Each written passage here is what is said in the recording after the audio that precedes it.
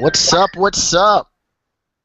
Everybody out there on the interwebs tonight. I am Scholar, representing JP Line Productions, and tonight we're gonna cast episode number 8 of the Oddball Show, and we've got a great guest on tonight. The homeboy Sur5ill out of Greater Boston, up and coming MC, is our special guest tonight. We're going to talk to him about some hip-hop, his experiences, his style, his work mixtape, which he released earlier this year, which is a gem, or late last year, I should say. It's a gem. You guys got to check it out. And a slew of other topics. We'll get back to you in a second, Sur5ill, but how you feeling? I'm good. Hey, what's going on? There you go. Hey, yeah, I was muted. Feeling great. Feeling fantastic. All right. Thanks for having me. Fantastic. Sorry about that. I had a little mic issue there, but we're back. Awesome. Can't wait to get to the meat of this here. But first, we're going to introduce the panel. Tonight, we've got representing the Oddball camp, Jason Wright from Oddball Magazine, editor-in-chief. What's up, Jason? How you feeling? Hey, man, I'm feeling good. How you feeling today, Ivan? I'm chilling, man. I'm doing all right. I'm glad you called me Ivan and not JP. I called him JP, and I was like, I'm going to call him JP. But Ivan, oh, goodness. And what's up? What? I just said I'm doing good. All right, and of course we've got his oddball compatriot / overlord of Stone Soup Poetry, which you guys can catch every Monday night for you Greater Boston area folks. Every Monday night at the Out of the Blue Art Gallery, 7 to 9 p.m. Open mic features, sometimes slam poetry, all that good stuff. What's up, Chad? How you doing? Doing great. Chilling with a cup of my girlfriend's gazpacho, perfect for a night like this, and looking forward for the show. Fantastic. I'm all about the gazpacho. Right. Cold soup is the best. Cold soup is the best. Go ahead! The Simpsons episode. That's awesome. And again, that was Stone Soup. I thought saying gazpacho made me sound cultured. I'm saying a Spanish word, for God's sakes, you know? you know that's right? I'm all about the culture. Go back to Russia! All right. Simpsons. And again, that's Stone Soup Poetry every Monday night at the Out of the Blue Art Gallery in Mass. Do you know the address, Chad? I know it's Mass Ave, Cambridge, Massachusetts. 541 Mass Ave. For those who have been around Boston for a long time, it's the location of the old Best Buy video store. And 7 to 9, thanks for getting it right. 7 to 9 is our new start and end time, and we had our first successful slam. Stone Soup was actually the place where the slam first took place. Most people know it as Poetry at the Cantab Lounge, but way back when, Jack Powers hosted Stone Soup in a bookstore that no longer is, and the founders of the Cantab, Michael Brown and Patricia Williams, actually started doing the slam there until they parted ways with Jack and now formed the Cantab Lounge poetry scene, which exists to this day. So I just decided to do a Stone Soup Poetry kind of revival of a tradition that's not usually recognized and bring the slam back. Props to Didi Delgado for doing a great job with hosting the slam this past June 1st. And stay tuned to Stone Soup Poetry's website and the Facebook page because we're going to announce the next slam very soon. Awesome. Thank you for that, Chad. And always shout outs to Didi. She does a great job. And our other panelists tonight, the esteemed, the fantastic, the incomparable Dr. Professor Esquire, Professor Lime, my bandmate representing JP Line Productions. What up, baby? How you doing? Great. How's everybody out there? I'm feeling wonderful.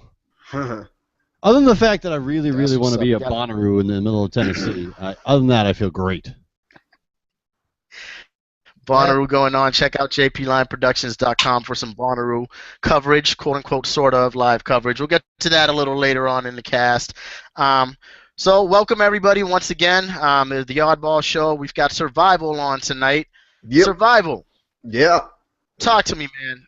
I want to know, you're an up-and-coming MC in Boston. You could say that. I don't know if many others would say that. You're an up-and-coming MC in Boston.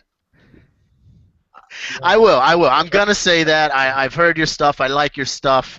I want you to tell us a little bit about your background. What got you into making hip hop?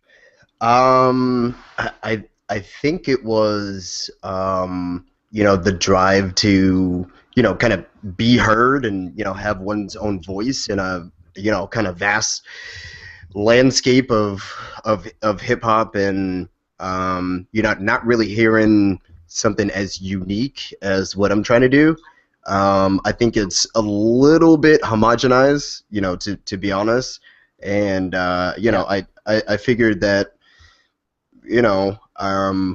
this is the land of opportunity. I have a microphone, I have a computer. Let's just go for it. There's nothing stopping me from uploading something that may or may not get heard. So So two things there. You've got you said you've got your microphone, you've got your equipment. You produce all your own beats, correct? I do. To date, I do. I've been fortunate enough to, kind of in my last, maybe 6 months or so, meet some, really cool rappers and producers who I'm really excited to kind of work with and partner with on some tracks. But to date, on my 2 mixtapes, it's been the large majority of my doing as far as production goes. And I have used, some tracks that, my former bandmates, put together when I was in the band, the Ellie Project, back in, circa 2010 and those days. Gotcha. So you obviously have a passion for it. You're obviously very talented. You're doing all your own stuff. How's that experience? I mean, obviously you're you had to have worked with some other people coming up. I know you were part of the LE project, something called the LE project way back when, where you played acoustic, no, or did you do vocals or both? So I did vocals. It's actually kind of where I cut my teeth as far as learning guitar. They were kind enough to kind of throw me in the fold, and we had rented a space over in Charlestown for like 3 years, and we just practice like 3 times a week. And there was a specific show over at church in Boston where the lead guitarist, he got injured, like he fell and injured a ligament in his thumb. And it was kind of like, you know what I mean, it was kind of like being on the bench and the coach calling you up and you pulling off the the snap pants and kind of getting in the ball game. And I played all of his stuff, rhythmically, and that was kind of the genesis of me kind of getting out there in terms of musically doing the stuff, and kind of stepping away from the vocal stuff as far as the band goes. Gotcha.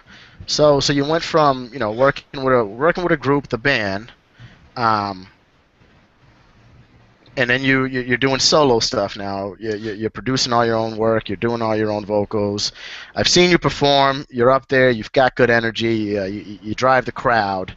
What was that transition? Excuse me. What was that transition like, going from working with a bunch of people to doing it on your own? And which do you prefer, if any? It's kind of daunting, to be honest. So the band dissolved back in 2012, and if you still have the itch, you have the itch. And then in 2013, I was just putting some stuff together, kind of fucking around on my iPad and doing some stuff. And I figured, might as well do it. It took me a while to actually get out and be on my own, performance-wise, and I really started that back in summer of 2014, doing some open mics and getting some gigs and stuff like that. Honestly, I prefer, since I'm such an attention whore, I prefer being on my own. But it's really good to have a band to kind of cover up your mistakes if you're prone to those things. But I both have their advantages and disadvantages. No, absolutely, absolutely. I can understand that. So I want to get back to you performing in and around Boston, and some of the performances you've done, some of the shows you've done. I Mhm. want to talk about the work mixtape. We've got a panel on, and I know they're itching. They're just itching to Sure. ask you some questions. So let's start with the homie Jason Wright, who's in the background also cueing some of your music, which we'll play in a little bit. But Jason, what you got for Survival? All right, man. All right. First of all, Sur5ill, I've been a fan for a little while, man. I like your music. I like the style. What I like about your music, man, is Appreciate it. oh, thanks, man. It's actually nice. We talked on Twitter a couple times, but we actually never formally introduced myself. So, what's up, dude? I'm Jason from Oddball Magazine. Thanks for being on the show. Appreciate it. All right. And I gotta say, man, what you're doing in hip hop in Boston is something I've never seen before. You talk about the your mixtape is about cover letters and work and resumes and jobs, and it's so relatable because not only is it a good flow and your lyrics are on Rap Genius. Did you know that your lyrics are on Rap Genius? That's crazy. Oh, of course. I You put submitted them. them. I put them there. I submitted them. Yeah. Yeah. So. Yeah, but that's crazy because Rap Genius is for like I mean like the fact that your lyrics are on Rap Genius shows that what you're saying is not like what Ivan was saying, the booty and hose shit, but you're talking about real stuff. What you're Well. talking about, dude, is like I just really like the fact that you're talking about getting a job and like the irony of work and stuff and like and how you put it. It's like I'm just saying your work mixtape is very good, and honestly, dude, no one's doing what you're doing right now, so props to you, seriously. Do you have a question for Survival? I appreciate it. No, so, You saw my CD cover and my baseball hat. Will you have dinner with me? I absolutely will. I will. I will defer to you as far as the cooking and the serving and all that sort of stuff. But no, like I really appreciate that. I mean, so in terms of I wanted to kind of get a little bit of exposure, as far as the lyrics, so people can have something to reference if they hear it, and if it has that rewind factor, and you can go back and say, oh shit, that line was hot. What exactly did he say there? You would have that opportunity to go look at it. Now, obviously, I would love for people to, annotate it. And I did have a nice little conversation this past week with someone, and I said my lyrics are on Rap Genius, and I'm talking to an academic. Like this lady just got her PhD at Harvard, and she's like super into like on the low, she's like secretly into hip hop. So I told her to go to Rap Genius and feel free to annotate because I know that you'll have like a super interesting perspective. Hey, can I ask you another question? I like the origins of names. Where does Sur5ill come from? You put the 5 in there, you put the ill in there. Yeah. Where does it come from? So to be honest, when I was 15 years old, so 5 has always been my favorite number, and I want to try to work it into a word that kind of was descriptive enough to fit what my essence was about and what my drive was about. And 15-year-olds, they do like weird shit, and I was in class one day and I literally just took like 10 words and I was just like boom boom boom boom boom boom boom and just inserted 5 in there, and I was like, this sounds forced, this sounds weird, this is okay, this sounds forced, and I just kind of went with the least forced sounding one. Although people still constantly get it wrong. Like I was just at Mind Spray, I'm sure you guys heard of it, and I got introduced as Sur5ill. But yeah, it is what it is. But yo, man, I can tell you. Oh, we got sound bites. All right. Yeah. Sorry, I had to do the horn for Sir, so that's hilarious. Oh, good job. It's funny you say that because when I saw your name, that was the first thing that came to mind. Sur5ill. I'm like, oh, survival. I get it. And when we initially spoke, that's one of the first things I asked you. So I wasn't surprised I think that that's what it was. But it's funny that so many people mess it up. Like it's unfortunate. It's like left brain, right brain stuff. Some people just get it automatically, and some people are just like, oh, well, I need you to phonetically kind of give it to me, and it is what it is. That's funny. So, Chad, you had some questions for Survival too, right? Yeah, and Survival, I just want to say that as associate editor of Oddball, I'm familiar with your work as well, because we published you back in November of 2014. Yes, indeed. The Free TV section. I appreciate it. And I'm going to suggest we put the link up on the YouTube page and elsewhere so people can check that out if they missed it. But I'm new to you. I'm relatively new to your work, even in comparison to Jason. So my question will be a little less stalkery than him. But I want to go back to something that you said in the beginning of this interview. You were talking about the scene being homogenized, and you ask about homogenization in an art scene. You ask 5 different artists, even in the same scene, you'll get 5 different answers. So what's your definition of the homogenization that you see and that you're trying to fix? First, I wouldn't say that I'm trying to necessarily fix it. I think what I'm trying to do is, kind of insert my perspective and hope that there are, I don't want to say followers, but, some associates who have the same point of view who weren't, completely able to vocalize it.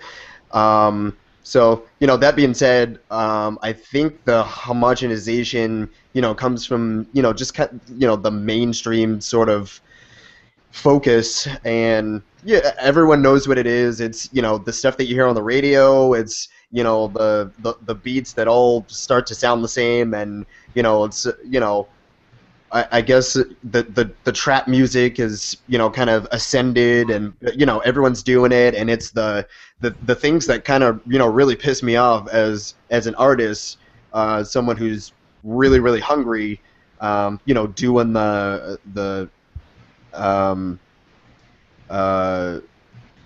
I forget what it's called, auto-tune and things like that. Some of these things that I think a lot of people just try to, kind of leech off of, and it's really disconcerting from, a unique person's perspective. And I don't want to toot my own horn too much, but I feel like having a different perspective is not only something that kind of separates me, but is gonna try to it keeps me hungry in terms of trying to usurp all these people that are doing the same thing. So in a way, you are fixing the homogeny in your own little way. I mean, I'd like to think so. Obviously, I need the the viewership, the followers, the audience, that sort of thing to kind of be a linchpin in my in my ascent, as it were. So we'll see how it goes. I mean, right now I'm having a lot of fun. When it becomes a little bit too serious, then I'll take a step back and figure it out. And I'm looking at the page where your work appears, and I just realized the kinship, the kindred spiritship that you and Jason share. You have a 5, and Jason perpetually carries a number 3 around in Oddball magazine. So I sense the brotherhood already. That's right. And I think Jason has another question, either related to numbers or otherwise. So over to you, Jason. Sure. Sure, thanks. Basically, I was saying you when you were 15, you came up with the number 5, and you liked the idea of the 5. When I was 15, I came up with the number 3 and started Oddball magazine, because 3 is a odd number. 3 ball is oddball. It made sense. So that's cool. Like, props to that, man. What I wanted to ask you about earlier was, why are you doing the work mixtape? If we already covered this, I have a very bad memory, and I'm sorry, because no, I don't think we. Let's talk about the work mixtape. Why did you decide? Let's do it. why did you decide to go with that route? The cover letter, the interview, the rejection letter. It's a dope idea, man. Seriously, and I'm not stalkerish, and I wouldn't ask you for dinner. That's okay if you did. I mean, the worst that I could say is no. And you know the optimal situation is I would say, all right, where are we going? You're paying, right? Good answer. What's up with the work mixtape? Why is it so fucking different? I don't know. I mean, I think you'd have to ask everybody else that. I mean, it's not that I'm trying to be different. I'm just trying to do things that I'm familiar with. And I think it kind of, you know, harkens back to the, you know, homogenization thing. You know, everyone's doing so much of the same thing that when someone comes out with something that's like, oh my God, you know, you're talking about, you know, relatable activities in your daily life. Yeah. You know, it's kind of that Seinfeld thing. You know, I'm honestly rapping about nothing, and then, you know, people see it and they're like, holy shit, you're not doing the same sitcom thing that we put on at 9 o'clock every week. So, you know, I honestly believe that it is pretty rudimentary as far as an idea is concerned. You know, it was a fairly, I don't know, common concept for me, and I just took it and ran with it. I thought it was something that it was very, very easy to do, and you know, I planned it out. I was originally going to have 10 songs, and I shaved it down to 9, but I wanted to keep it, you know, structured so that you could follow it in a story-like, you know, kind of plot-like setting. Yeah, no, I really do appreciate just the idea of putting in the extra work, not writing about the normal shit that people talk about in hip hop, but really putting almost together like a concept mixtape. That's crazy. I mean, like you're doing some good work, man. That's I guess that's all I have to say. For that, I mean, the work mixtape. If you guys haven't checked out the work mixtape, go to SoundCloud. Check out Sur5ill's work mixtape. There's about 5 or 6 songs, and they're all basically about trying to get a job, going through an interview, like writing a cover letter, and being rejected, and all that kind of shit. And I know that stuff firsthand, believe me. So like, I really related to it. But not only is the concept good, but the poetry behind it is fantastic. And I'm gonna say poetry. Sur5ill, because I believe hip-hop is very much rooted in poetry. Definitely. Dude, the lyrics and the poetry it's on point. You guys got to check this shit out, seriously. It's good. Well, check it out, Jason. Well, I want to give Chris an opportunity to chime in here, but... That's cool. Are you good? All right. Can you? Yeah, we're rolling right along. Things are going well. I had a question. Can you cue cover letter? Do you have a question? Let's go with the question, and then in the meantime, Jason, if you can cue cover letter, we'll get to that next. Because I'd really like the interwebs out there to hear that song. It's my favorite on the work mixtape, and I agree with you, Jason, 1,000,000%. It's a very relatable topic, and when I first interviewed Sur5ill, we actually wrote about Sur5ill on the JP Line magazine. That'll be in the Pertinent Links section, along with links to all of Sur5ill's music, his Twitter account, Facebook information, all the social media stuff, all the Oddball stuff will be up there as well. But that's one of the things that that I wrote about extensively. It was such a relatable topic. A lot of people can relate to the money, hoes, and clothes, content that permeates a lot of rap these days. And I want to get to that more later on in the cast. But this dude, Sur5ill, you wrote about something that a lot of regular people, whether you're in the streets or in the suburbs or anywhere in between, have gone through. People that don't sell drugs, people that aren't trying to pimp and do their shit illegally, just people who go out there, try to make an honest living. Motherfuckers get laid off, and then we're all looking for a job. We've all been there. So I thought that was brilliant for you to put that in a mixtape throughout an entire album. And that's what I want. But Chris, what's up? What you got for him? I just think that's an awesome irony. Like Sur5ill was just saying that. There's an awesome irony in that the music that is weird and unrelatable, or not even unrelatable, but weird and jarring a little bit, is the stuff that's not about things that don't exist. Most of hip hop is about a fantasy, and the fact that literally writing a mixtape about your own life is strange somehow. I think that's an awesome irony.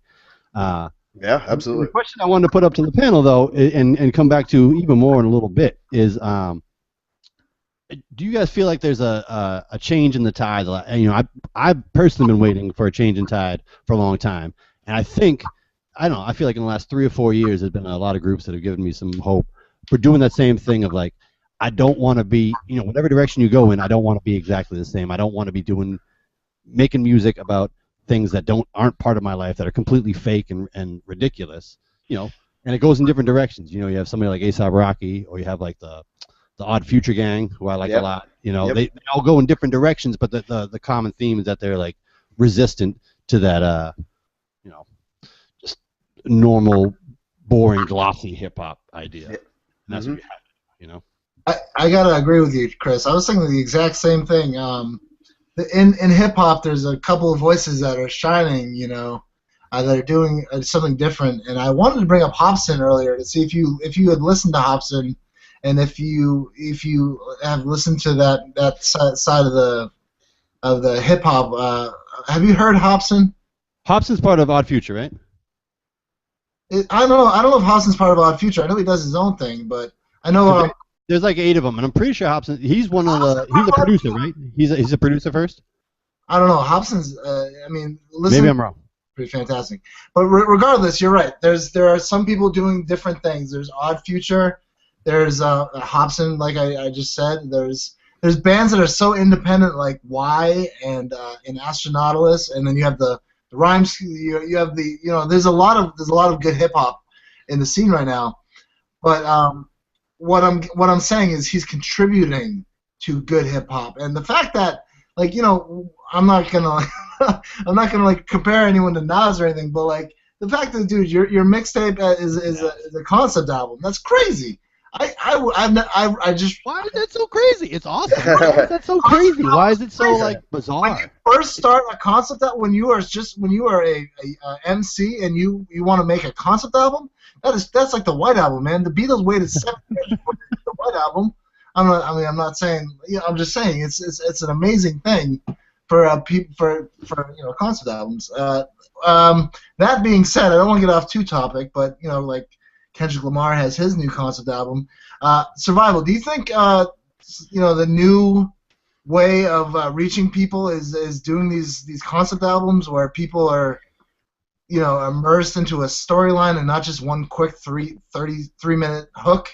You know what I mean? I would hope so. I mean, I think the way that society is trending would, you know, wouldn't necessarily agree with that notion, because we're such a, you know, impetuous society, and you know, we're very, very, you know, everyone has ADHD, and you know, there's all this social media, and you know, there's so much to, you know, kind of absorb, you know, information wise. However, I think that it's a revelation, and it's super refreshing when it does happen, and you know, people can kind of latch on and, you know, grasp onto that, you know, to that concept. I hope that people aren't doing it purposefully, you know, to try to, you know, separate themselves from the groups, or to try to, you know, grasp some attention and stuff like that. Yeah. I mean, you want it to be organic. Yeah, definitely. I wanted to, you know, kind of arise, you know, naturally, and I feel like mine did because, you know, A, I'm not well known, and B, you might be after this podcast, though, bro. I'm sorry? So you might be after this podcast, just saying. Yeah, we'll see. Yeah, let's hope so. That means we're getting listeners. No. I mean, I think you're a little bit more well known than you're giving yourself credit for, Sur5ill, and I mean, yeah, you've got some good music. You've gotten a couple of shows that, you know, are impressive. I mean, we've been doing this since '05 at JP Line. We haven't played at the Middle East yet. That's some good stuff. Yeah, Middle East is a very, you know, well-known venue in Cambridge, Massachusetts, the greater Boston area, for those of you beyond Boston listening. Mm-hmm. But no, you've got you know, I think Jason overstated a little bit how amazing the concept album in hip hop is. There are plenty of them. It happens. Unfortunately, too many of them get get swept under the rug, so to speak, and don't get the shine that someone, like a Kendrick Lamar is getting with, Sure. Obviously his backing and his major label backing, Dr. Dre, and he deserves all the credit in the world. But back to that concept album, back to that work mixtape. You went through that. You went through a lot of the stuff, if not all the stuff you wrote about in that album, and one of the songs that sticks out for me is Cover Letter, where you're literally talking about building a cover letter. This is a little past, I want to say, the midway point of the album, at which point you've been laid off and you're searching for a job and you're looking for a cover letter, it's the direction of the album. I want you to speak on that more in a second. But let's get to Cover Letter, Jason. If you can play that, and yeah, let it rock for a few minutes, and let's let the interwebs out there, our listeners, get a taste of what Sur5ill is all about. Let's give them the full credit. Let's give them the cover letter and resume. Here we go. This is off of Sur5ill work mixtape. Check it out. This is Cover Letter and Resume by Sur5ill. For contact, you may need an earnest one.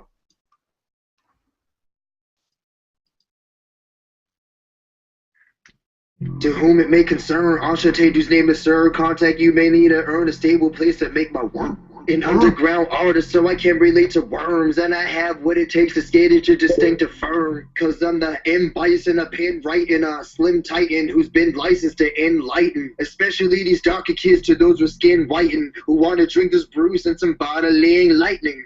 My experience comes in a myriad of periods. I share it to show you fuck you dare, I'm serious. So if you're parried in circa when I was a weird and hairy kid who had pimples when staring in the mirror, shit. My theory is the struggle is the way to really live. I keep grinding until my shit spike like Guy Fieri's wig. Precedence is great music and the exception is free. Follow up with whatever reference you need, respectfully me. My resume's on the interwebs, and so is my cover letter. They've both been there for a little bit, so therefore I ain't bitter yet. My resume's on the interwebs, and so is my cover letter. They've both been there for a little bit, so therefore I ain't bitter yet. My name is Sur5ill, and I'm from Massachusetts. I'm the highest actor, stupid I-95 passes through. Contact information, should you choose to use it, is my namesake at Gmail, but don't forget to include in music. Find me on LinkedIn, at a JPEG drinking, at a great keg slinking, at my apex winking. Yeah, my sole goal in unloading golden flame was to promote the LE project, Sissick, and the flow of rain. More fan of Costanza than I ever was a Chandler. Being Google, food blowing YouTube, demand some modern warfare online, and I'm murdering campers. My shit's not hood, it's more for nerds learning at Stanford. I used to chill with Pablo, Brian, Ryan, and Ken and Lucas. The instrumental line and invited me in. I didn't know one yet, so I bought a Squire and Wim. I never played it, no. I don't know where I tried to begin, yeah.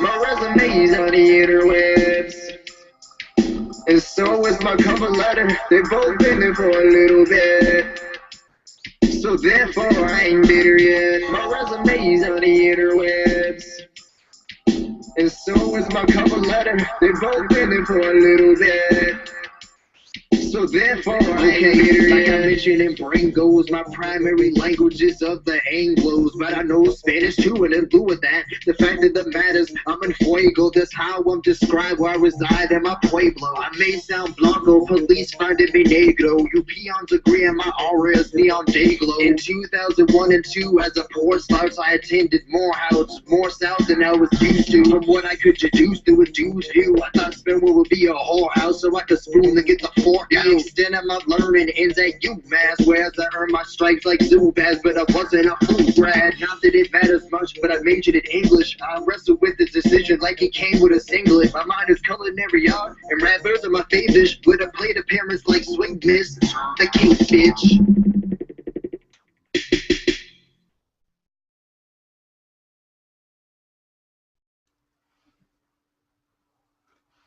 Fuck yeah, dude. Wow. Yeah. That was awesome. Yeah. That was Sur5ill. Very nice, very nice. Yo, man, like, did you hear him make the reference to Seinfeld and Chandler in that song, in that hip-hop song? Chandler Bing. Yeah. I guess I'm going to Yemen. But yeah, man, no, seriously, that was great.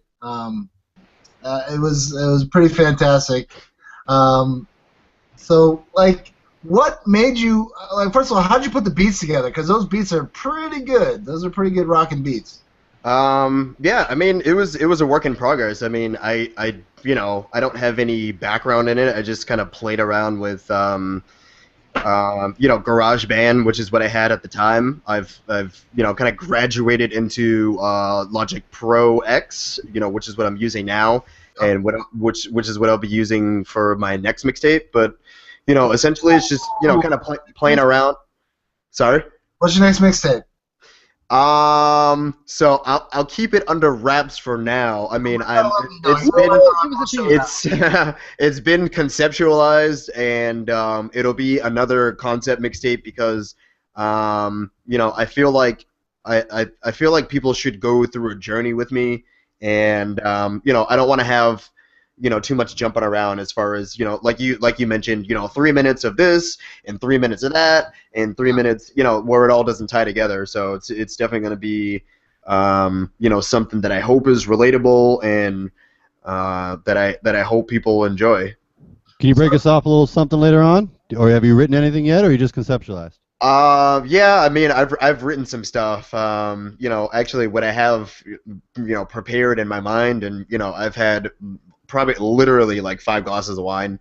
I'll probably do something from my my first mixtape, which is it was it's kind of patchwork, and I was figuring it out, but I really love this song, and I hope that people enjoy where it's coming from, and a lot of people from this network can gravitate to that. So right I'll put it at that. Well, I know you've done a couple instrumentals on as well. You did Stratosphere and things like that. Yep. Is it safe to say you create the beat as much as intricately as possible, and then you go over the poem or you spit it, you write it down? How does it come to you? Like, you write it down first? So it depends. So that's a great question, actually, because back in 2007 I acquired this notebook, and I just started I started writing in it every chance that I got when I was at home and I had some downtime. I used to take the T a lot, wherever I went, to friends' houses, to work and stuff like that, and I would always be writing in this book. So for the first mixtape, I referenced a lot of the stuff in that book. Fortunately, I got a chance to kind of append some stuff, and I wrote additional stuff, for that mixtape. But I think it kind of has to do with the mood. I mean, I don't want to be set in a way where it's like, all right, I need a beat first and then I'm going to write to it, or conversely, I'm going to write first and then I need a beat to match the energy of it. So it just kind of, wherever it fits in, that's where I kind of lay it down. Well, it's kind of a unique experience when you're a writer and a producer, because most people, go one way or the other. That, especially, I can't speak for Ivan, and he'll speak for himself in a second when he bounces back on. But usually it's fed by the beat, at least in some capacity. As a writer, that you go, all right, now I have some idea what's going to go on top of this. Yeah, it's a pretty good. It's an awesome thing for you that you can go both ways. You know what I'm saying? That you go, all right, I got this concept, I can put together that beat, rather than for us, sometimes we put together a song, and then we go seek out a beat from one of our producers that kind of matches it. But usually it goes the other way around. Yeah, I mean, it works both ways, and it's something that I've been fortunate enough to be kind of ambivalent about. Like, it doesn't really matter how it goes. It just whatever makes sense for that particular song is what I'll go with. And as far as making beats goes, it's all trial and error. It's I on my phone, I'll just be kind of in my car and I'll conceptualize something and I'll kind of beatbox it, and then I'll go back to it later and go, oh, okay, this will sound good with guitar, or this will sound good with flute, or whatever, and just try to some Yaz flute, and and make it sound as representative what I had in my mind as possible. So, Sur5ill. So when you first started, now I write poetry. I write a lot of poetry. I write tons of rhymes, tons. But I find the organization, the memorization, the discipline of becoming an MC very very sparing, because I have a very bad memory. That's my problem. You're on 5 glasses of wine. I'm fine. You know, I'm 10 glasses over that. But jug of wine. What are you drinking? What are you drinking for wine, by the way? Cal? Actually, I got it right here. It's Pinot Grigio. Chris. Ooh. Is it the Chris? Not the Chris Everson, but the Chris? What? Chris, Pinot Grigio. It's a type of Pinot Grigio. You know? I was like, I'm not in the wine business yet, brother, but I think it's a good enterprise. You should do that, Chris. Prof wine. Hey, I'm with it, brother. Makes you smarter when you drink it. Yeah, you know what my next brand thing is? I want to go with Prof Strange. Before Doctor Strange comes out, I want to start doing a Professor Strange, like a couple tracks and like maybe a concept album, you know, a mixtape. Professor Strange. Sounds good. That's gonna be my next brand right there. Is Professor Strange. Blue Star Boulevard, man. You guys did a good job with Blue Star Boulevard. Thanks, man. We love that album. I mean, that was really that was our second one, and you know, our first one was really it formed from an amalgamation of stuff that we had already recorded, and then we filled it in and made it a full album. But by the second one, we went into the studio with the idea of, you know, putting down a full album. So yeah. Well, the first one was called you know, we'll talk about your discography another time. This is the Oddball Show. We have Sur5ill on, but Ivan, are you there, Ivan? Yeah. Thank you for not making this about Blue Star Boulevard. I'm also very fond of the CD, but yeah, I want to hear more about work and cover letter and all that good stuff. Yeah. Yeah, but before we do that, I think it's a good time for let's take a little bit of a show break here. We're about 45 minutes in. Chad Parenteau, are you there with us? I am here with you, yes, and it sounds like you're awesome. Do it from the front. Exactly, we're gonna debut. It's time for a few words about it from our sponsors, and by sponsors I mean people who don't pay us at all. But perhaps you too can be an Oddball subscriber, and by subscriber I mean you pay us money to say things in a funny voice.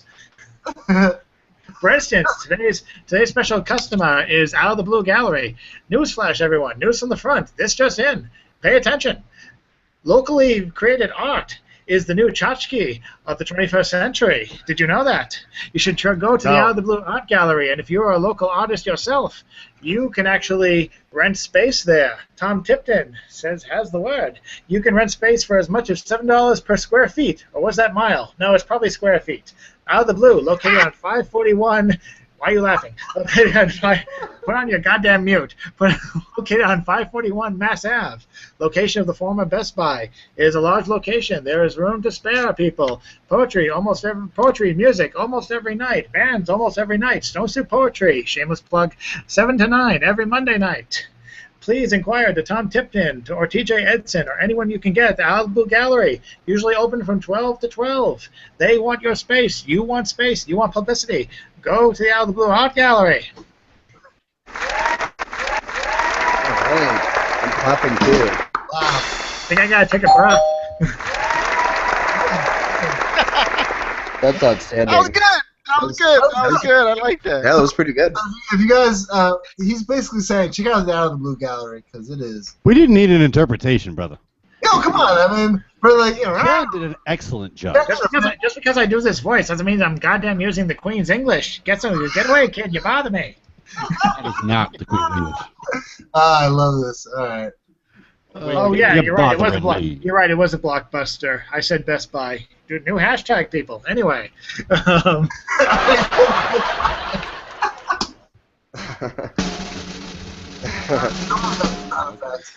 Oh goodness, you guys are too much. That was excellent. That was the premiere of our advertisement section, or segment, I should say. And Chad, that was more than I could have ever asked for. Thank you. I love it.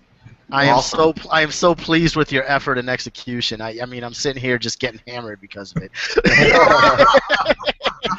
Chad will advertise. He's available for you on the Oddball Show. For you, tweet us at JP Lime and at Oddball Magazine. come find us. Chad will advertise for you no matter who you are. And Come advertise on the Oddball Show. If you have it's right for you too, right? you have a dentist's office, if you are a lawyer, or you have a massage therapist's office, we will organize a thing to talk in a funny voice for advertisements. A funny voice organization. That'll work. FBO! If you're an artist, tweet us at JP Lime. We write articles about up and coming artists. Yes, sir. It's one of our strengths. So tweet us at JP Lime. Check out jplimesproduction.com. Look at their coverage from their non-appearance at Live from Bonaro. Bonaro! I have no idea how to pronounce this. I know you said, what did you say? Like Bonnaroo, Buckaroo? How do you pronounce this? That's how you pronounce it? Yep. Not Bonaro is going on right now in Manchester, Tennessee. Kind of close to Nashville. I guess it's like 60 miles from Nashville. But it's one of the biggest and my favorite, even though I've never been there, summer music festival. Tomorrow night, Kendrick Lamar goes on at 9:45. Atmosphere, Run the Jewels. These are all hip hop cats, and there's a lot of cool. Billy Joel is the headliner on Sunday, but as far as hip hop, Kendrick Lamar, Atmosphere, Run the Jewels, who I'm really excited, and a lot of it is live streaming. So if you wanna see some cool summer music, I don't work for Bonnaroo, but I wanna push them as much as possible. They teamed up with Red Bull TV, so go download that app. You can do it on a smart TV or whatever device. But it's live streaming for most of the weekends. So there's a lot of cool music to go watch live. Is it at JP Line Productions? Yeah, you can. There's a link there on our. We are doing, as Chad said, live from Bonnaroo, sort of, at JP Lime Productions all this week. I'll be doing it for the next 5 days. Just tweeting a lot of stuff posting a lot of stuff, people's tweets and Instagrams, some videos, all kinds of little stuff to try to put myself and anybody else who wants to be but can't be there in the middle of Bonnaroo. So go check it out. That's what we'll be doing all weekend long. Or to put it more bluntly, hey, would you like to go to Bonnaroo? So would JP Lime. Check out their website, jplimeproductions.com. Yes. I thought it was Bonnaroo. Is it Bonnaroo? No, dude, it's Bonnaroo. Like, I kid. I liked it. I liked it. For a lot of people, I'm sure it's Bonnaroo. She's just sitting there correcting me like, no, how could you think that? Is it called Bonnaroo? Oh, God. It's Bonnaroo Bonanza, a little buckaroo. Who cares? Fuck it. Also at jplimeproductions.com, a reprinting of Andrew Bourne 7 times, and also a lyric analysis of Mos Def's hip-hop song. Put that in your literary pipe and smoke it, English professor with no tenure. You're probably an adjunct. jplimeproductions.com. Probably an adjunct. Hey, fantastic. How did I get usurped of my sound effects? I can't even find them. Because you're not doing them, homie. I don't know. Like, someone's got to, you know what I'm saying? Someone's got to keep the show going. Not too happy about it. We're going to talk later. That's how we'll talk. Oh, In the meantime. Is that the brown note? What was that? Oh, check it out, Jada. I do want to get back to Survival though, and really hip hop in general. Like, one of the things I wanted to do tonight was, I wanted to cover work, talk about Survival. News from the front. We actually have guest stars. Sometimes we know their presence. Survival. Like, what the fuck is going on? All right, Ivan, keep going. You guys are too much. I wanted to talk about, and you guys touched on it earlier. Survival. You're what I consider a positive MC, a very creative, unique MC. Again, you're not following the trendy money hose and clothes content that that's just largely a part of hip hop these days, and has been for a while. Excuse me. Industry pushed, I would argue, et cetera, et cetera, et cetera. Sure. That may be a whole nother cast for another day. We can touch on it as far as how you feel about how the industry pushes hip hop. But as an up and coming artist, very talented, who's not doing that, who's not out there making songs about twerking and smoking weed and drinking Cristal, to kind of get plays and get sales or whatever. You're doing what you like. You're doing what's true to you.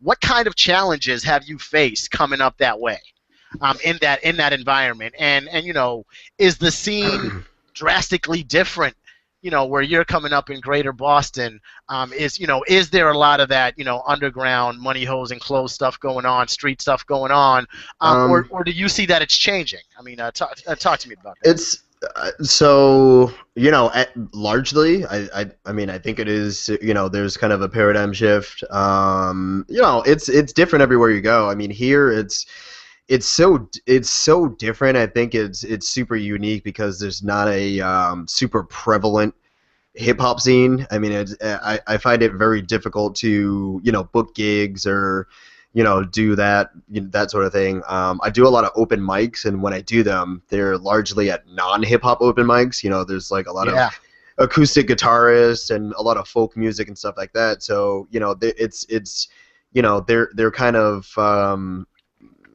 I would say a little reticent to be accepting of what I have to offer before I go up there, and then when they hear it, it's like, oh, it's kind of refreshing because he's not talking about what I think he's going to be talking about, and that aspect of it has been largely positive. Right. So I think that it's very, very slowly shifting away from what it has been, and you have your folks like Odd Future, and you have Childish Gambino, and all those guys who are trying to do it their own way, and are for the most part pretty successful, and they're growing their fan bases, and just trying to get their slice of the that market and their slice of the pie however they can. So I think it's super admirable, the way that they're doing it, and I think it's a model to be followed, in the sense that kind of do your own thing. I don't necessarily think that people should copy that template, but for the most part, just do what you do with conviction. It's really. Well, check it out. One of the things, so you spoke about the shows that you've done. And how they're not necessarily exclusively hip hop shows. Now I know I want to ask you about two shows in particular that I know you did. Go for it. Basically, you did a show recently that was a variety show. That's correct. Well, talk to me about the variety show, and then I want to ask you about you did do the Brockton show, correct? At Max's Blues. I did do the Brockton show. Different crowds. I want you to talk to me about both individually, and then talk to me about like the contrast between the two, because I think it's cool that you can do that. Yeah. I think it's having grown up, I would say, on two sides of the tracks. I think that I have the duality to be able to do it, that it's inherent in me. I went to private school. I went to public school. I am a brown male, and I have white friends. I have a white girlfriend. There's a lot of things that, if you're worldly, then you can have your hand, kind of touching a whole bunch of different things. And, to that point, so I, with my girlfriend, co-produced a variety show at Davis Square Theater this past week. It was fucking awesome. So, we promoted it, kind of organically and through grassroots means and stuff like that. And, honestly, we thought we were going to get like 20 people, and we ended up getting 105. And the place holds 160, so it was a lot of my girlfriend's sister's friends who are academics, and they're working on their PhDs and are getting their PhDs, and we had four different acts. It was my girlfriend, who's a magician. It was my buddy Kofi Thomas, who is a stand-up comedian. It was my buddy Tyler Allen, who's a great singer-songwriter and does a bunch of acoustic covers. And again, it was myself. I actually closed the show down, and I did my own brand of music, and people really dug the kind of fast-paced nature of it, and it was completely different than the Brockton show, where it was it was like it was like hood. But people were largely accepting of the lyrics that I brought and the tenacity and all that sort of stuff. But it was it was really different, because you saw some acts which is like okay, you're doing the thing that I'm vehemently against, and you're doing the thing that I don't necessarily support as an individual, but I support as a hip hop artist that's coming up in the same on the same plane. That's fucking awesome. I love what you just said there. I want to get to that. The variety show. When did you go on? Were you towards the end?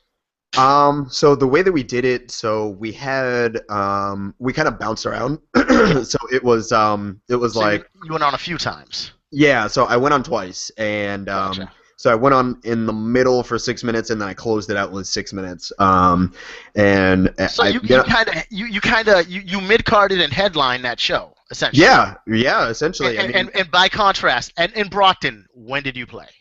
I was mid-carding. Mid-carding. Gotcha. It was I had no influence over where I went. It was just kind of one of those things where you signed up, and hopefully I you see. Hopefully you go on in a time frame that people are still around. You know what I mean? Yes. The reason I ask is because we've and Chris will tell you we've played some shows where the crowd is more diverse and it's not uniquely hip hop, and we tend to go on later. And then when the shows that are like more street, because we've played at Max's Blues, we've played Sure. there. Yep. Shows that are more street oriented, more like that street edge hip hop oriented, we tend to go on towards the beginning. Yeah. It's like get it out of the way. Yeah. Exactly. But we tend to rock it too. So like we surprise the audience that's there. I just think it's interesting how you kind of get typecast as like a friendly or a non-threatening hip hop act. And for some reason at the hip hop shows, you guys got to go on first. But at a variety show, it's like embrace. It's like, nah, you motherfuckers need to close us out. You guys got to go towards the end. We like what you're doing. I mean, Chris, would you agree with that, or is that all in my head? Hello? I think he's on mute. Oh, sorry. I can answer for Chris. No, don't answer for me. And I won't answer for you. Don't answer for me. Yes. All right. Thank you. My bad, Chris. Go ahead. I'm like talking. I'm yammering away. I look down. I'm like, what the hell happened?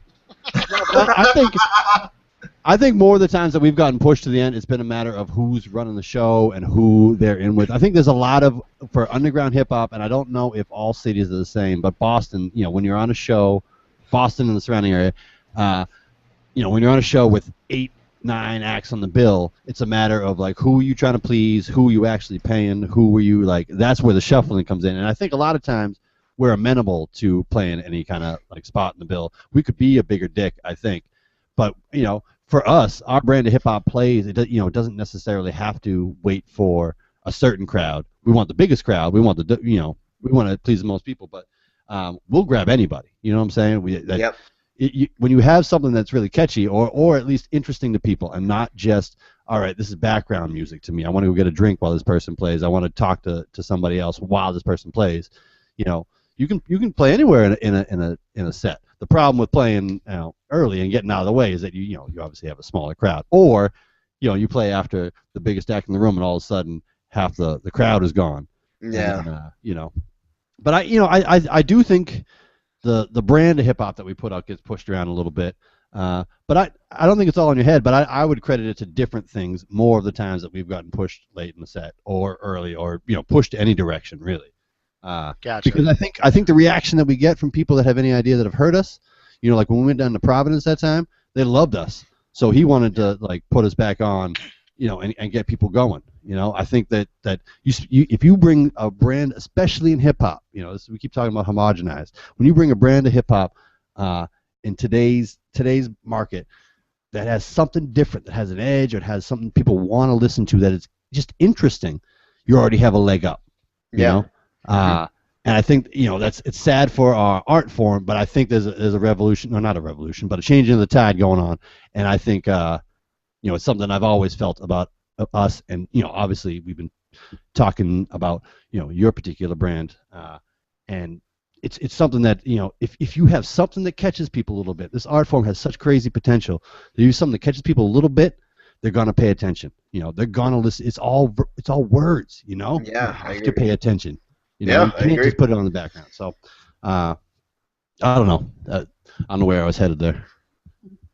Yeah, I mean, I agree. It's like, the form itself, it's completely malleable, and you can take it whatever direction you want. And unfortunately, what we're privy to, and what is most marketable as of the last 30 years has been this, I don't know, let's call it leftist, sort of thinking, where it's like, all right, we're gonna do the Cristal thing, we're gonna do some titties, are you with that? And and then it's like, all right, well, I'm over here, and I'm talking about not getting a job and being a gigantic nerd, and by the way, I play guitar, so it's like, all right, are you with that? That kind of confluence of things, and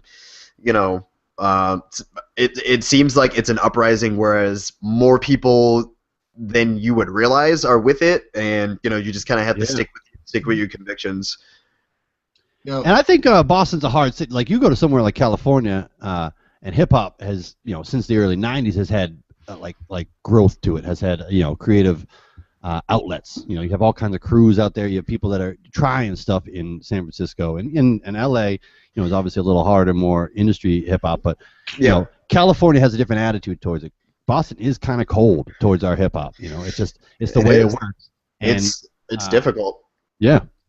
And that actually that brings me to a question I had for Sur5ill. You said earlier that you're playing in a crowd when you were talking about the Brockton show. And for our listeners out there outside of the greater Boston area, Brockton is considered more of a rough town. It's rough around the edges, so you're going to get more of these street-oriented shows over there. It's rough in the middle, too, man.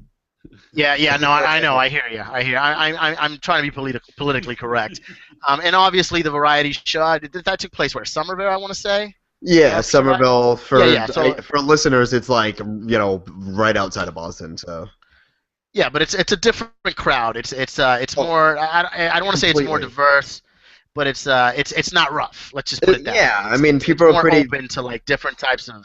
Yeah, they're pretty laid back here. Yeah. Yeah, gotcha. Oh, so you live in Somerville? Yeah. I live in Somerville. Yeah.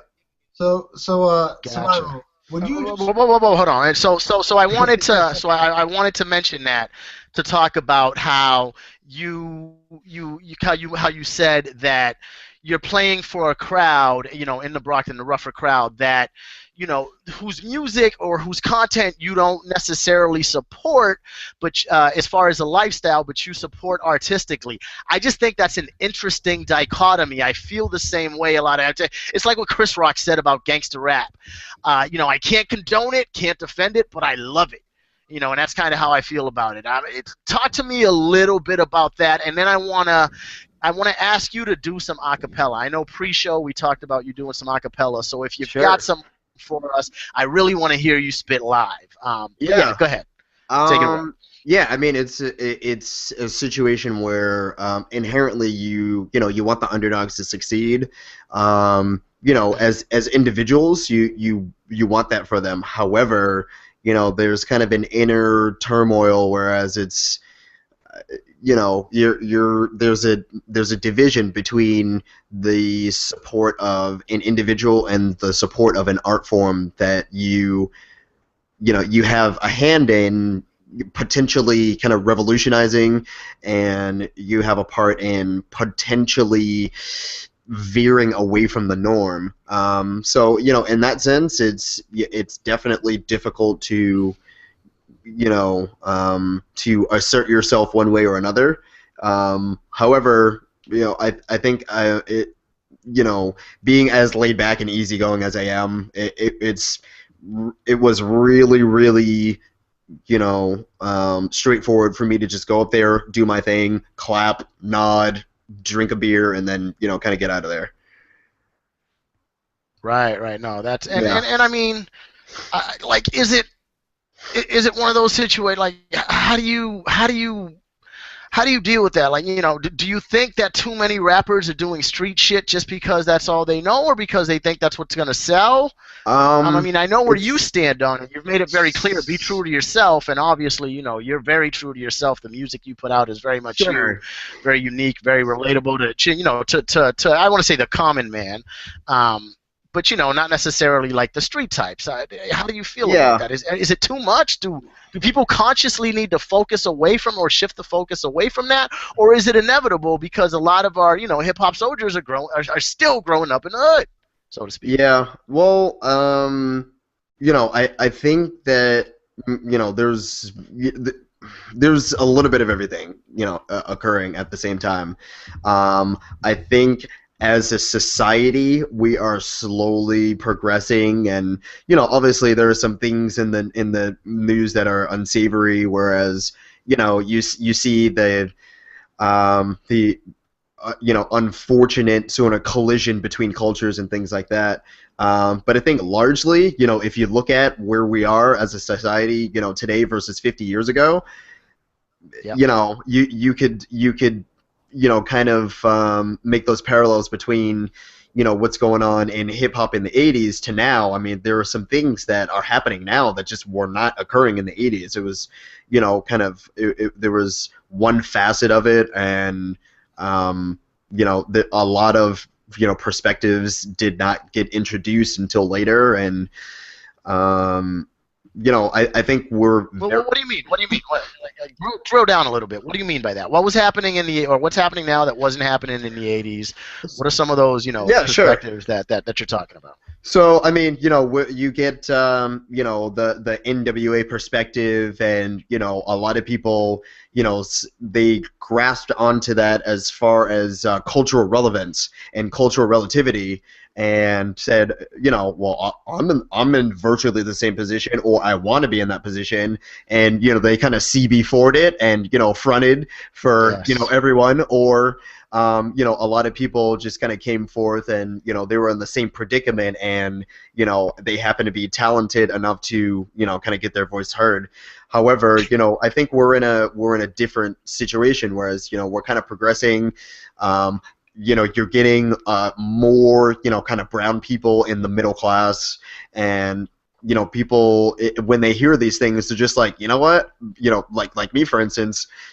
The first album I ever bought was the Red album. I'm sorry, There Is a Dark Side by Redman, and I'm just like, this is this is hot. I'm feeling it. I've got the red tape. I popped it in the tape deck. It's great. However, this is not really this is not really my life. You know what I mean? Like, I went to an academic program to get me out of public school. I went to private school, and I'm interacting with all of these high society types, and I want my position in life to be relatable. So I'm gonna vocalize it and hope that there's a small to medium percentage of the population that has the same sort of has the same sort of thing going on, as far as what their experiences are. No, I hear you. So do you have, as far as that, as far as that perspective where you're talking about growing up on two sides of the track, you've got the city life going on, the urban life going on, that, but you went to prep school and stuff like that. Do you have some bars that speak to that? I want to hear some bars a cappella that speak to that. Yeah, so actually or something similar. So this one that I'm thinking of, it actually doesn't. So I think my immediate background, back when I was a teenager, was I was such a hip hop enthusiast that I tried to find so many ways to be involved with it, and what was coming up at the time was the internet, and what I did was you had those forums, the hip hop forums, where you talk about stuff, and sometimes you get in those little internet battles, and you're doing the text battles and stuff like that. So I think that's a lot of where my kind of ferocity comes from, and so this one's called Masshole, and it takes some of that ferocity, but it doesn't get into, it doesn't get into too much of the, Fort Knox gold bars and, driving Mercedes and stuff like that. It's more of like, I'm really hungry. I'm hungry. Okay. All right. Hey, go ahead, feed me more. Go ahead. Let's do it.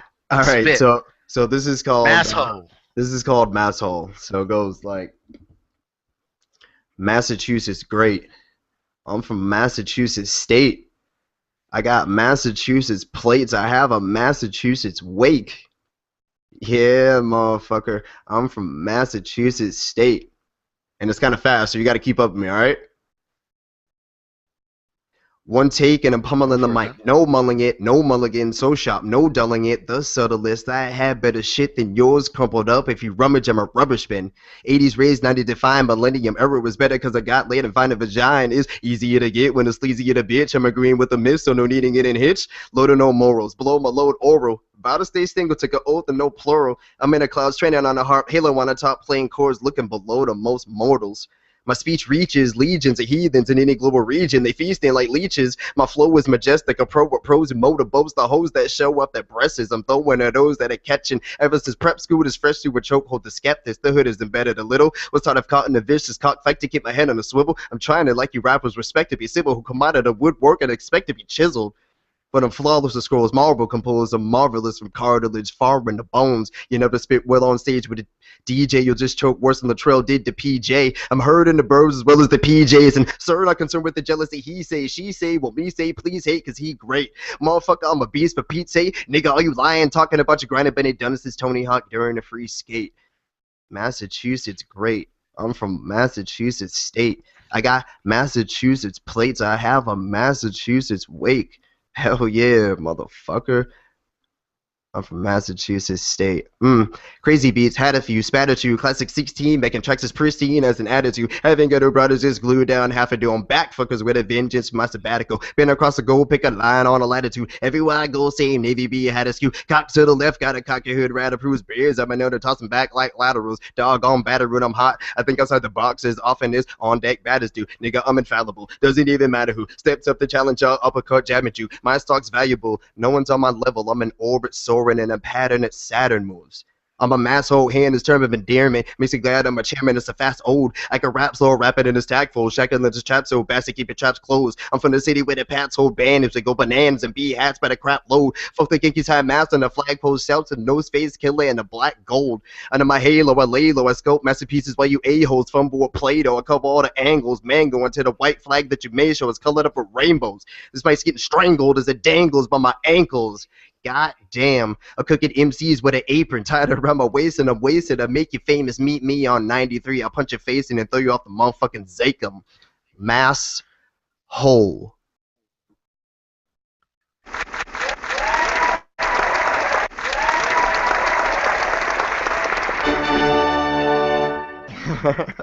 Yes. That was fantastic. It is what it is. That was fantastic. That was fucking dope, man. Shout outs to all the massholes out there. Masshole. The greater Boston area. Shout outs to all the massholes. I know we've got some people itching to ask you questions. I know I think one of the panel members had wanted to ask you about your significant other. Congratulations, by the way. You're getting married, right?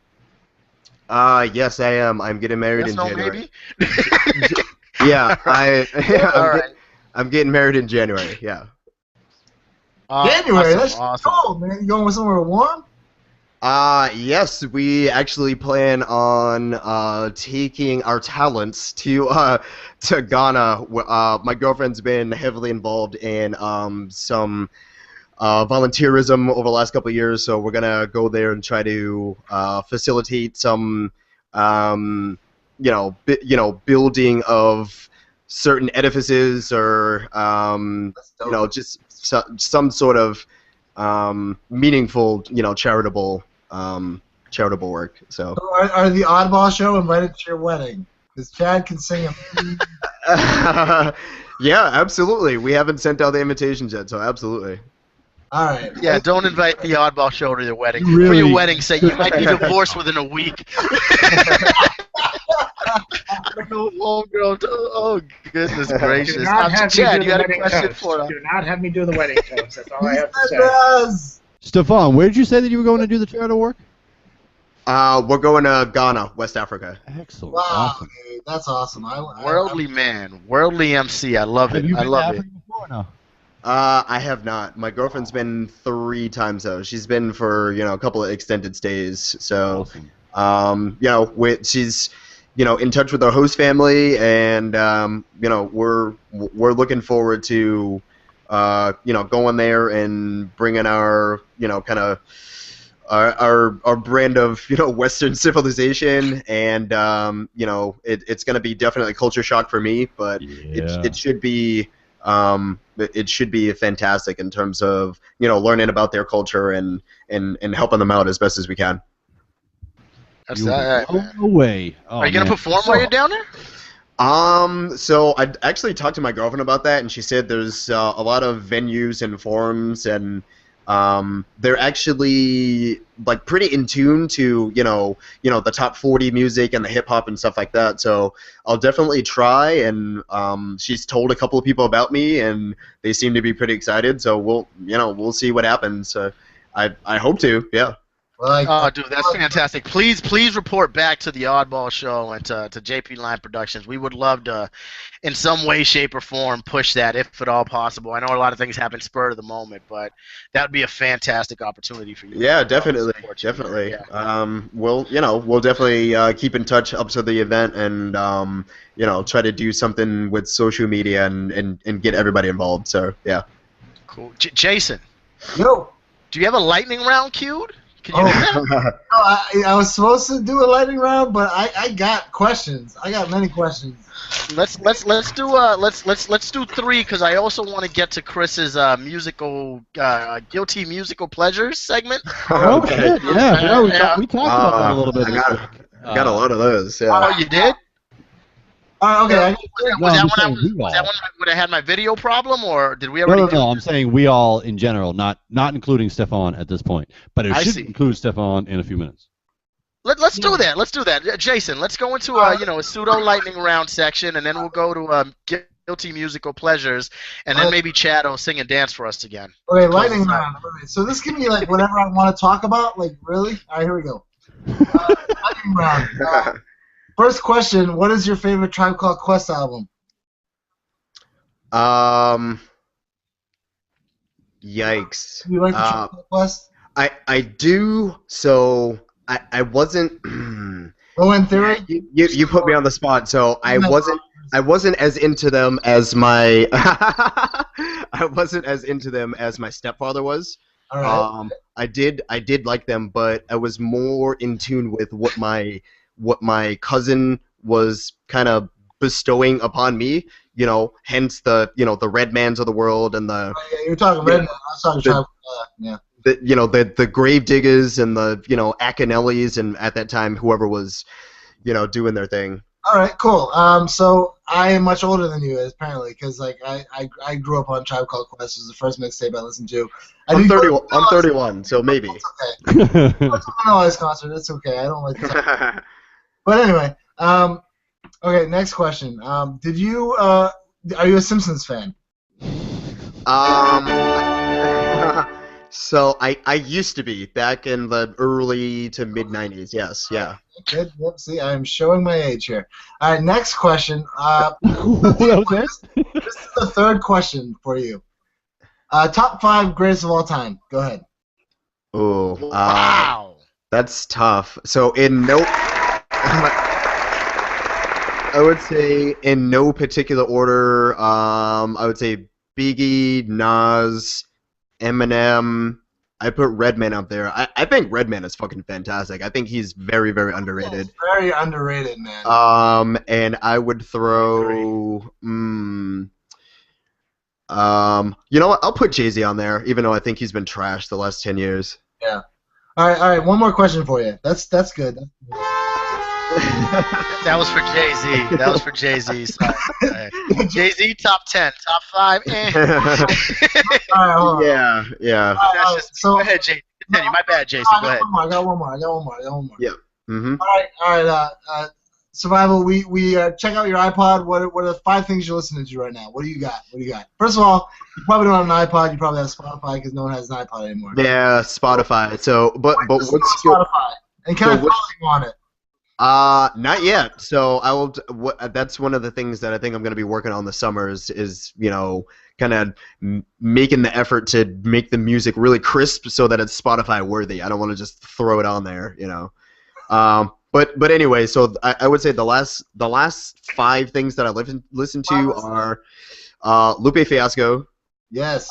Childish Gambino. Okay. I have some Justin Timberlake on there. All right, dude. 2020 is a great album. It's a fantastic album. That's like an amazingly well-produced album. Go ahead. I listened to Lecrae like a couple of days ago, and I thought he was really good. I don't know if are you guys familiar with Lecrae? I'm not familiar with Lecrae. No. Okay. Well, I mean, I would give it a listen. So I didn't realize that he was a Christian rapper. Like I was on Hot 97's YouTube page, and he was on the hot freestyles of 2014. I was like, oh, he got some bars. So I was listening to him, and then I was texting with my buddy, and he was like, oh yeah, he's a Christian rapper. I was like, oh, that makes sense. He hasn't sworn the entire album. It was really weird. But anyway, one more question for the lightning round. Yeah, sure. All right. Yes. What was my question? Hold on. I was thinking about it. You sure you don't just want to ask for his autograph again, or? No, I'm sorry to sign my hat and my Nike hat, man. All right. Who's around Boston that you're listening to? What's up with the Boston hip hop scene that you can shout out real quick? Besides JP Line Productions. So JP Line Productions, Oddball Magazine, always holding it down. That song, yes, yeah, it definitely was bumping that pretty recently. So I have there's a guy, Mo Pope. I don't know if you guys have heard of him. Let me see. I've heard of that dude. Yeah. He's actually, I have like an interesting connection with him. Like I worked with him maybe like probably like 12 years ago now. And I just realized that we both kind of got into the same, musical avenue like pretty recently. I saw him at. Are you guys familiar with Mind Spray? No, but the weird thing about I met a cat named Pope, right? I don't know if it's the same dude, but he said that when I was reading poetry, he said I'm a mess of. He said I wrote a poem about it. He wrote, "You are moments of brilliance in a mess of words." I thought that was dope, and I think that's the same guy you're talking about. Yeah, he's pretty deep. So, it's tough because like, a lot of people that I listen to in Boston, like, I'm like, I really want to support you, but I don't know how much I can. Like, Michael Christmas and oh my God, what's that guy? He's a Latino guy out of Dorchester. He just opened for he opened for Odyssey at Middle East like 3 weeks ago. He opened up for Odyssey, really? Yeah, he opened up for Odyssey. So, there's Christmas. Are you a fan of Stone's Throw and also Rhymesayers and Strange Music? No, so that's the other thing with obviously being a solo artist. I'm trying to absorb more of the culture in and around the city. And I think it's very, very, kind of disparate in terms of, people doing things like on their own and, not really trying to network. And I would really like for more people to kind of be open to, kind of, tag team in on a track or, just like, send in your, whatever music that you're working on production-wise to someone. And, I'm guilty of that too. So I just got to, get better about it, and hopefully things will kind of, turn around. All right, man. Well, you have survived the lightning round. That was good. Well done, fellas. Chris, you ready? Chris, lay it on me. Yo, Chris. Did we lose Prof? Oh God, we lost Prof. Oh boy. He's there. He's That sucks. He might All have. right, He all might have right. got. He might have gone to Tinkle or something like that, and just put the Well, microphone down. hey man, it's all good. Yeah, So that's very Chad, true. Chad has something to say. Chad, what's up?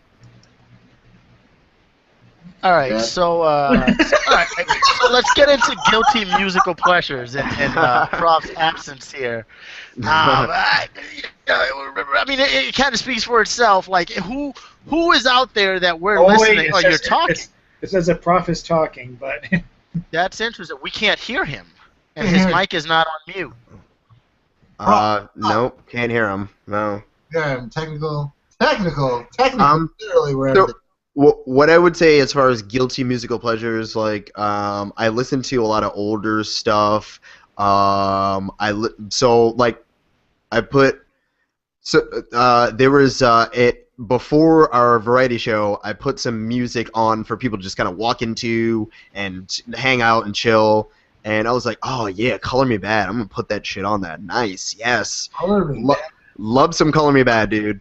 Nice. Guilty pleasure, All for One. You know that All like for One, that man. kind of like that boy band like early '90s era. I don't know. I like it for some reason. It's really Man, dude, weird. Boyz II Men, Cooley High Harmony, and Boyz II Men 2 still remain two of my greatest R&B albums. Yeah.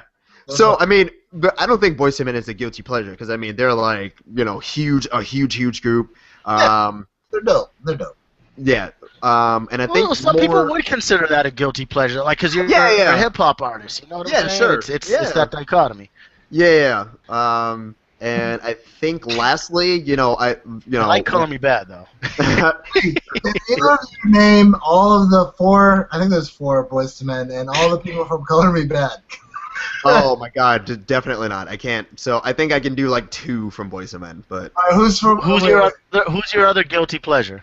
I would say so. Earlier in the 2000s, I was like super into a couple of tracks by Aaron McCartney, and I'm very, very embarrassed to say that. Oh man, that's Aaron is he McCartney. Who's related to Aaron Paul McCartney? Is he related to Paul McCartney? He's the no. He's the dude from what is it? Not NSYNC. What's the other one? 98 Backstreet Degrees? Boys. No. Backstreet. He's one of the Backstreet Boys Oh. brothers. Yeah. Wow, that's Yes. funny. Yep. Okay. Yep. That's Could be, man. funny. Yep. Lay it on. Yep. 25 to life on that one, man. Chris, are you back? Oh, No, please, God, no. tell me I'm back. Please tell me. There he is. Chris Oh, is back. God. What's up? You're Hey, back. Chris, Chris, Chris, go ahead. Take it away, buddy. Oh, God. Please make fun of me.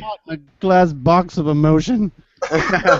Could see all my friends on the outside, but no one could hear me. It's like when you die, man.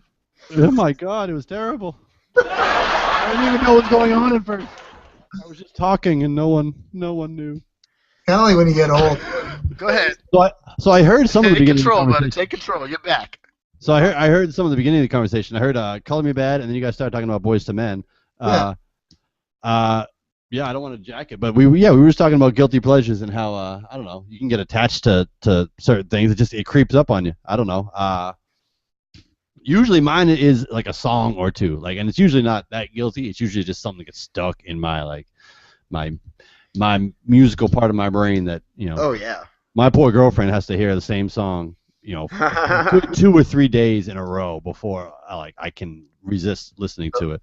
And it jumps around too. Like some days it's hip hop, some days like I'm like 50% hip hop, 50% classic rock. So like I'll jump back and forth. Yeah. Yep. I'm a little bit country. I'm a little bit rock and roll. That's a South Park reference. Oh. Real song though. That was South Park, yeah. I'm a little bit. No. If it was South Park, it would sound like this. I'm a little bit country. I'm a little bit rock and roll. I like when South Park did it. What are some examples though, Chris? But for me, of like just songs that get stuck. Yeah. Like my big one, like like I don't know, 2 or 3 weeks ago was "Come and Get Your Love" by Redbone. From the beginning of the Guardians of the Galaxy soundtrack, that song I could not get enough. I'd play it like 2 or 3 times in a row. I'd put it away, like I'd do it on my walk to work, and I'd be doing the little walk he does. I don't know if you guys have all seen the movie.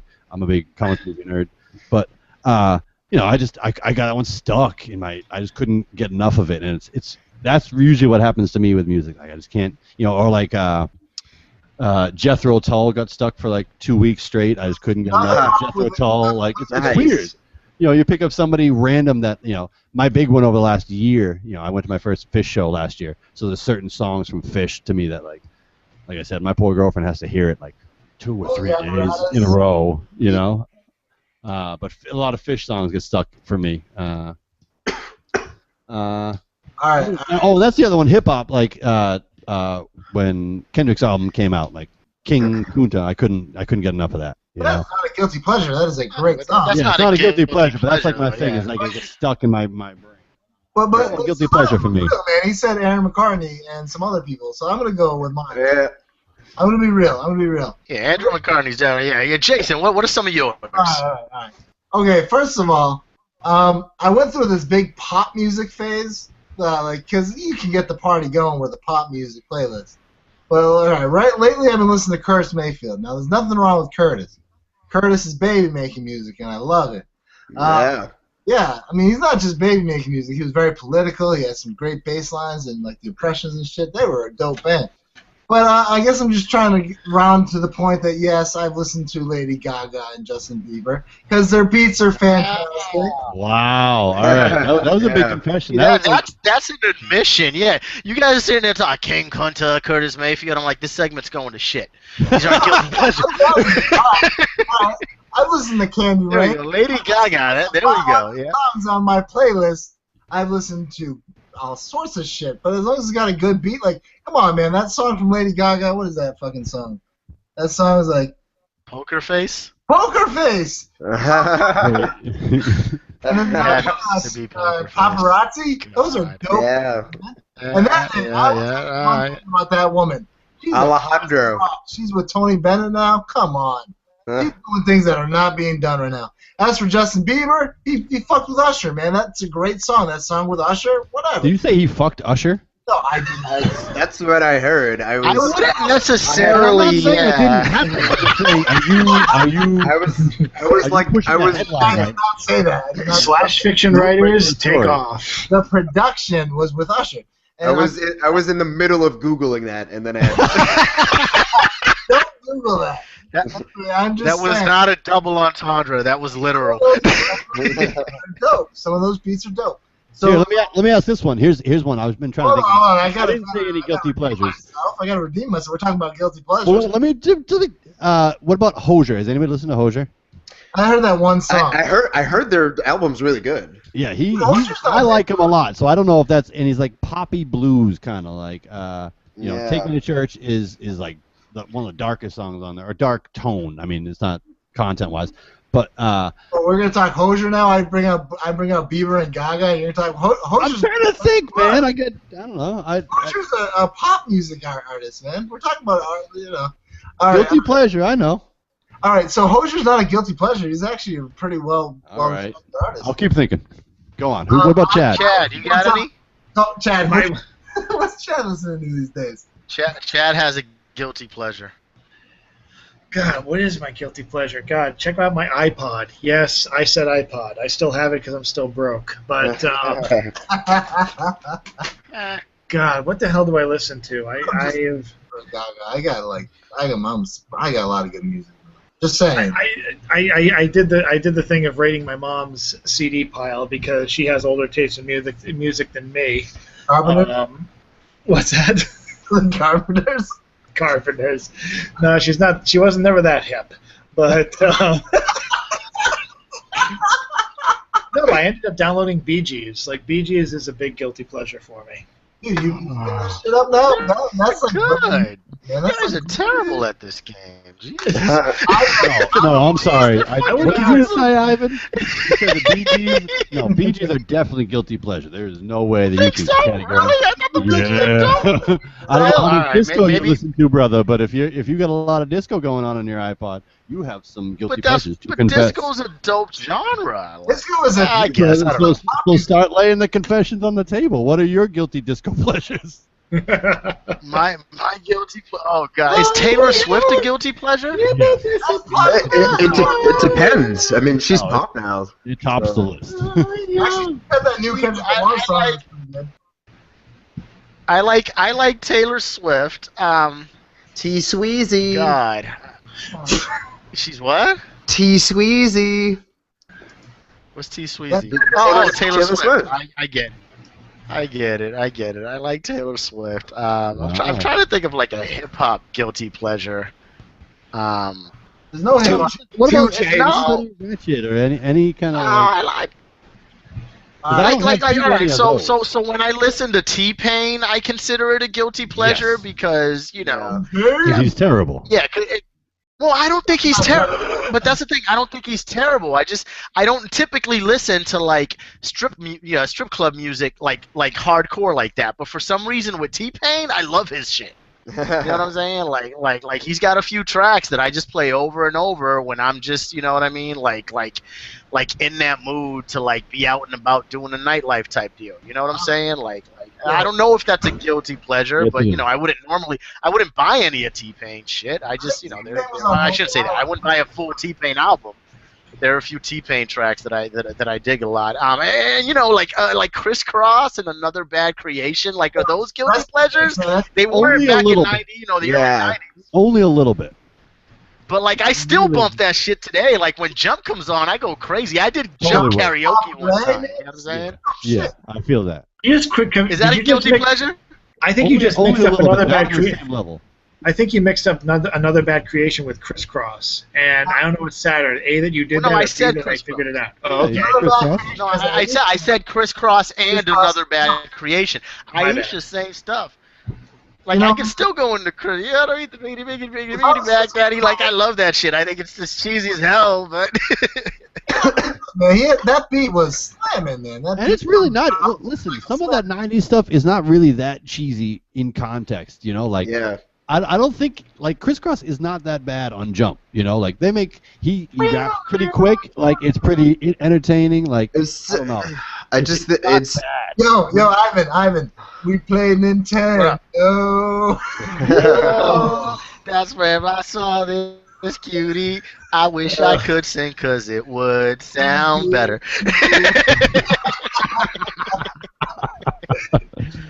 Oh goodness! I think we're jumping the shark here. How's everybody feeling? We met her at the so good. bar. I got a flight to Aruba in the morning, so I'm definitely Yeah. Feel it. I was thinking that. yeah. All right, I guys. gotta write a best man speech on the flight. You should rap. Damn. Oh, good. I am Write it actually. too. I'm Don't, gonna don't yeah. resist the urge to write it. Don't be like, oh, I got it. I got like 3 points. I'm gonna remember. Don't do that. No, Don't resist that urge. I'm gonna wrap it. Actually, it's gonna be Oh, right on. yeah something that I've never experienced. So we'll see. Right on, dude. Like a shark attack. Yeah.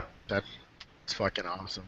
Well, Sur5ill, you've been a fantastic guest. I want to thank you for A, agreeing to come on with us, B, being a fantastic guest on the show, and more importantly, C, putting up with our bullshit.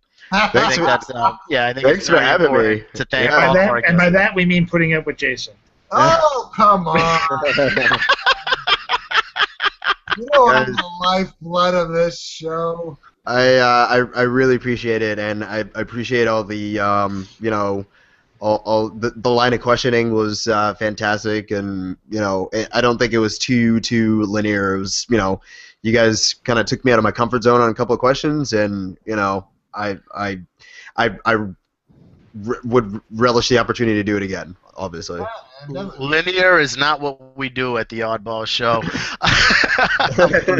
But no, thanks for Ivan, before we go, thanks for coming on. What's up, Jason? Yo, can we? We're at an hour 40. I think we can get do to it. that next show. And we did a little JP Lime last time. So let's go ahead and once again thank everybody out there for listening.